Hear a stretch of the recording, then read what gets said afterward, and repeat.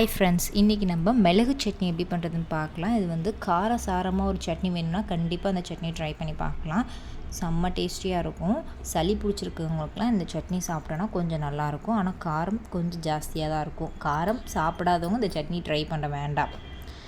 3 table spoon எண்ணெய் ஊற்றிட்டு அதில் 3 டேபிள் ஸ்பூன் மிளகு நல்லா காரமாக இருக்கும். எண்ணெயில் வந்து பொரிய வைக்கிறதுனால கொஞ்சம் காரம் கம்மியாகும். நல்லா அந்த பொரிஞ்சு அது லைட்டாக வெடிக்கிறப்ப ஒரு பிளேட்டுக்கு ட்ரான்ஸ்ஃபர் பண்ணிக்கலாம் இந்த மிளகு எல்லாத்தையும்.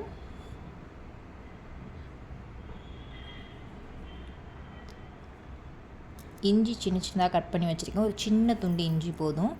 கருவேப்பிலை, இதெல்லாம் நல்லா எண்ணெயில் நல்லா பொரியட்டும். அந்த இஞ்சி வந்து நல்லா பொரியணும். ஏற்கனவே மிளகு காரம் அதனால் ஒரே ஒரு வரமிளகாய் மட்டும் ஆட் பண்ணியிருக்கேன். அந்த வரமிளகாவை கிள்ளி இந்த மாதிரி போட்டுக்கலாம். அப்புறம் 2 தக்காளி, 3 டேபிள் ஸ்பூன் மிளகுக்கு 2 பெரிய சைஸ் தக்காளி எடுத்து கட் பண்ணி போட்டிருக்கேன்.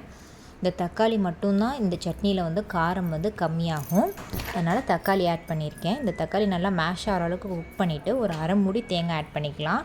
இதுக்கு நடுவில் இந்த சட்னிக்கு தேவையான அளவு உப்பு ஆட் பண்ணிக்கலாம்.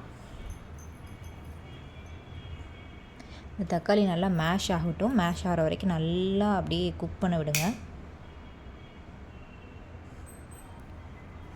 நம்ம ஏற்கனவே வறுத்து வச்சுருந்த அந்த மிளகையும் இந்த சட்னி கூட ஆட் பண்ணிக்கலாம். இது கொஞ்சம் நேரம் அப்படியே ஆற விட்டுருங்க. ஆறினதுக்கப்புறம் நம்ம வந்து ஒரு மிக்ஸி ஜாரில் ட்ரான்ஸ்ஃபர் பண்ணி ஃபைன் பேஸ்ட்டாக அரைச்சி எடுத்துக்கலாம். இது 15 மினிட்ஸ் கிட்ட அப்படியே வச்சாச்சு. வச்சதுக்கப்புறம் நல்லா ஆறிடுச்சு. இப்போ இந்த மிக்ஸி ஜாரில் வந்து நம்ம ஏற்கனவே வதக்கி வச்ச எல்லாத்தையும் வந்து நம்ம இது வந்து ஆட் பண்ணிக்கலாம். ஆட் பண்ணிவிட்டு இதை லைட்டாக தண்ணி ஊற்றாமல் ஒரு டைம் நல்லா அரைச்சிட்டு, ஏன்னா மிளகு வந்து நல்லா அரைப்படணும், அதனால் வந்து ஒரு டைம் நல்லா வந்து கிரைண்ட் பண்ணிவிட்டு அதுக்கப்புறம் 1 டேபிள் ஸ்பூன் நாட்டு சர்க்கரை ஆட் பண்ணிக்கலாம். நாட்டு சர்க்கரை இல்லைனா வெல்லம் கூட நீங்கள் ஆட் பண்ணிக்கலாம். அந்த காரமும் இந்த இனிப்பும் சேர்ந்து சட்னி வந்து சூப்பராக இருக்கும். நல்லா சுள்ளுன்னு இருக்கும். அப்படியே ஒவ்வொரு டேஸ்ட் வந்து அப்படியே இனிப்பாகவும் இருக்கும்.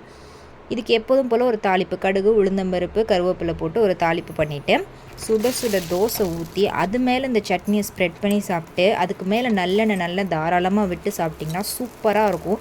எப்போதும் சாப்பிட்ற மாதிரி இல்லாமல் இந்த சட்னி கொஞ்சம் டிஃப்ரெண்ட்டாகவும் டேஸ்ட்டாகவும் இருக்கும். கண்டிப்பாக ட்ரை பண்ணி பாருங்கள். இந்த வீடியோ பிடிச்சிருந்தா லைக் பண்ணிக்கோங்க, சப்ஸ்கிரைப் பண்ணிக்கோங்க.